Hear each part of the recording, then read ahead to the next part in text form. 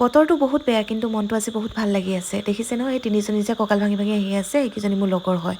ইমান বোকা দেখিছেনে গাইছ এয়া এয়া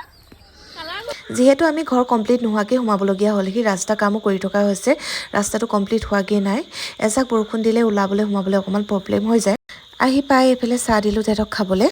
তেহেঁতি একো খাই নাহিল কাৰণে মই পটাপট ভাত বনাই দিলোঁ আৰু এইফালে চাওকচোন তেহেঁতৰ লেকচাৰ আৰম্ভ হ'ল পাইছে চিমাই বনোৱা বেয়া হ'বই নোৱাৰে গাইছ আহিব এদিন খাব তৃপ্তিৰে এসাঁজ ধুনীয়া লাগিছে এইফালে যে দেখিছে এপ্ৰন পিন্ধি ইফালে ইফালে ঘূৰি গৈছে সেই হৈছে চয়নিকা থাপা তাই আজি চুলি ষ্টেট কৰিব আৰু তাইক যেতিয়া এপ্ৰনটো পিন্ধাই দিলোঁ তেহেঁতি চাওকচোন ইমান লৈছে তাই বাদুলি লিখা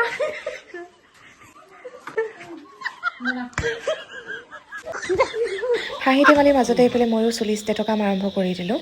এইফালে চাওকচোন ফাইনেল ৰিজাল্টটো কেনেকুৱা হৈছে কমেণ্ট কৰি জনাব বাচ্চা চোৰ বাচ্চা চোৰ এজনী বাচ্চা চোৰ চেটাৰডে আহি আছো